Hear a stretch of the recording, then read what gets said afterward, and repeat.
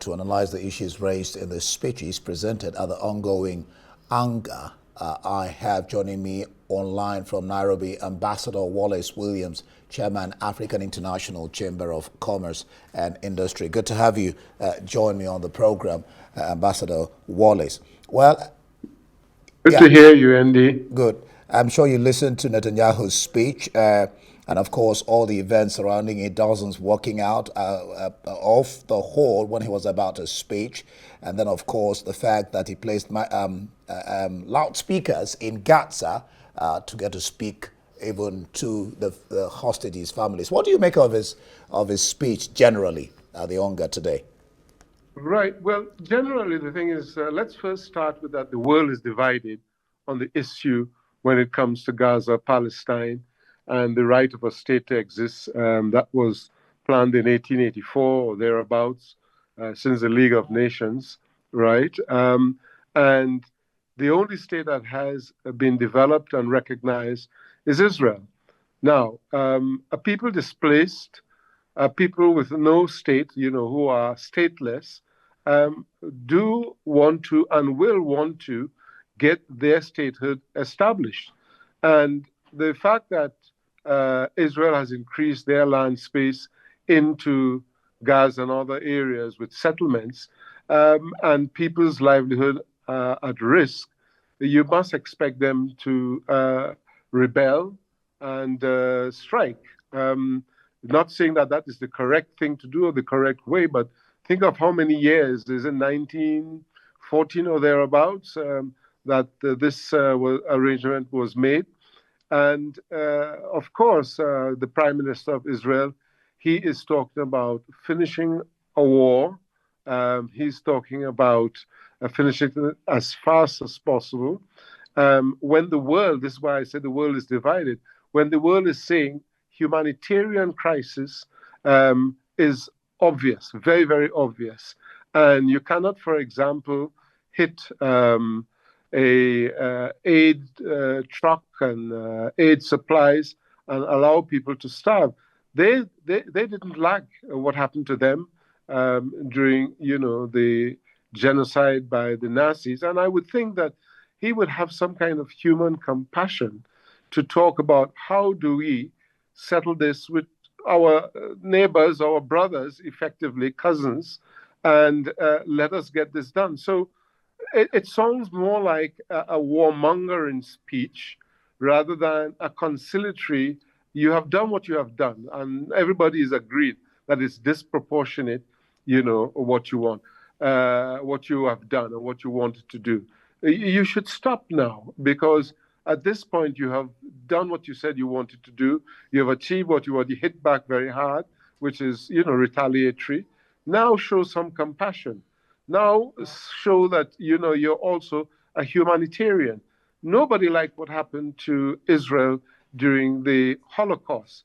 Why create another Holocaust with a neighbor, who is, begging, for us to let's work and live together and let's be a side-by-side state. We already share Jerusalem and places like that. All right. This is something that must be recognized, indeed, that, the world is saying no. Everyone is saying no. And for Europe, who are friends of Israel, and for others to come out and say, no, we recognize the state of Israel, that is a hell of a quantum leap for Europeans who know what has happened to Israel, to tell them, right, let us cease fire, let us look at reconciliation, let us look at talking, let us look at humanitarian aid. All right. Stop. Yeah. All right. Let's now move away from his speech there and talk about the Vice President of Nigeria's speech. That was about yesterday, I guess so, or early in the morning, where he was talking about Africa and Nigeria particularly to have a seat on the permanent seat on the Security Council. And of course, Ramaphosa, who says there should be no veto power. That's how he put it. Right. Yes, he said that, and that makes sense. Also, what the our president of Nigeria has said is also very true. Mahama also said the same thing. I think African leaders are fed up that they have been ostracized from the UN, from the UN Security Council. I remember when President Obasanjo, I took him to Trinidad, it was one of the things he was looking for, and we managed to get 11 Eastern Caribbean states to vote for Nigeria when they were not getting any help from Africa, as a matter of fact, to give them an observer status. So I was instrumental in helping Nigeria for an observer status whilst President Obasanjo was in power. But I have a different viewpoint. If we keep being left out as 54 nations in Africa and just every year walking up and down to the UN begging to be accepted, there's no reason why Africa should not have ANGA, ANGA, African Nations General Assembly. Forget about the UN, forget about going there. You have been already discarded, you are not thought of as being relevant. Then form your own General Assembly and stop heading to New York every year, because you will make all the pleas in the world and they ignore you. So although the president has made the right call, Ramaphosa has made the right call, Mahama has made the right call, it is time that we stand up as an African continent and say enough is enough. Let us set up our own General Assembly. Let's deal with our problems ourselves, and let's form our own union within the AU to have an African Nations General Assembly. Forget about the UN, because they have already showed that they have no interest in making Africa be on a seat as a continent. And we are only saying, not all 54 nations, as a continent, let us have a seat on the UN Security Council. And they've been ignored. So if this, at this 2025, after all these years, 80 or so, we have not got any participation with the United Nations Security Council, that means we have no vote, we have no say, and we contribute to the UN peacekeeping forces more than anyone else. A lot of money. The UN has now moved their headquarters to Kenya. You know, most of the UN is in Kenya. And who's footing all of this bill for UN peacekeeping, etc.? It's Africans. So we are being disproportionately, not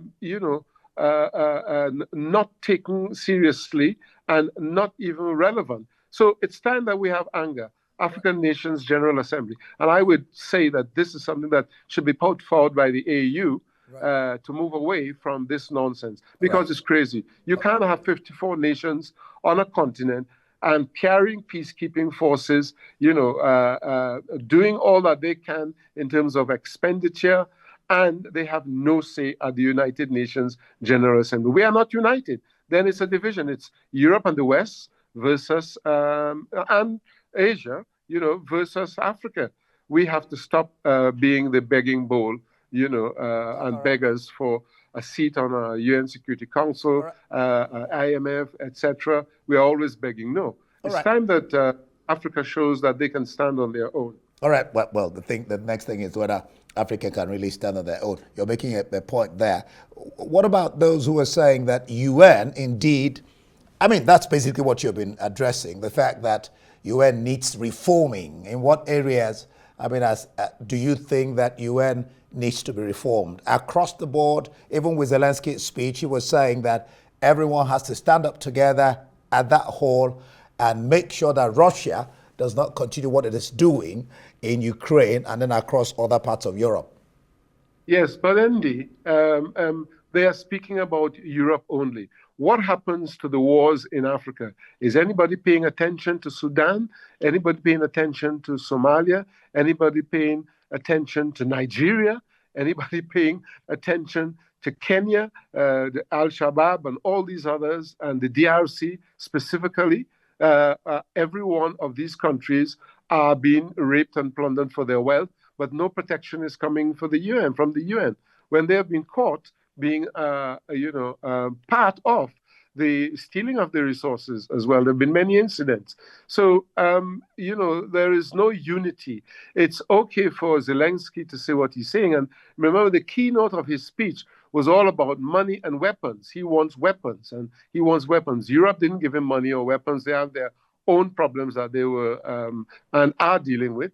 Of course, he was snubbed by the US and President Trump, but he is only about Russian aggression, which Russia is saying, if you want to be fair, that he is a proxy, or Ukraine is a proxy for NATO's advance onto Russian territory. And there are some territories where Russian speaking are being vindicated against. So they need to look after their cousins there in the Ukraine. So I would say that let us look after ourselves. If there has to be reform, it has to be inclusive. There cannot be, one solution for one and no solution for Africans. Yeah. No. If we are going to have a reform at the United Nations, let us have a true reform. Inclusiveness, a seat at the Security Council, helping us with our wars rather than it is one-sided. Everybody's just thinking about Russia, Ukraine, and that's the main headlines that you're hearing. But nobody's giving any attention and headlines to what is happening on the African continent. It's unfair, and we have to do something about it. It's African solutions to African problems. Africa must do it by themselves. And that's what it looks as all the time, that we are left alone to solve our own problems. And yes, we can. If we put our heads together, if we are united with the same purpose, yes, Africa can achieve the same thing that UN are doing, because UN is only looking after the West and not looking after Africa. Africa has no say whatsoever. In this modern day and age, there is no time for us to keep walking up to the UN every year, walking the streets of New York, and most people walk out, by the way, when any of our, when I say walk out, they don't attend. When most of African leaders are speaking, you don't see the same fullness as European heads of state. So what does that tell you? It tells us that we don't matter. It doesn't matter. Whether we say jump high, jump low, beg, whatever, nobody is listening to us. So it's time we have anger, African Nations General Assembly. It's time that the African Union, rise to the occasion, do what they're supposed to do, just like the European Union is doing. And let Africa rise and stand on its own 54, 55, the sixth region feet. That's important. Yep. Indeed. Yep. Thank you so much. You couldn't have put it better. Let Africans put on their thinking caps, because nobody will solve your problems for you. Ambassador Wallace Williams speaking from Cairo, Chairman, African International Chamber of Commerce and Industry. Thank you for your time on The World.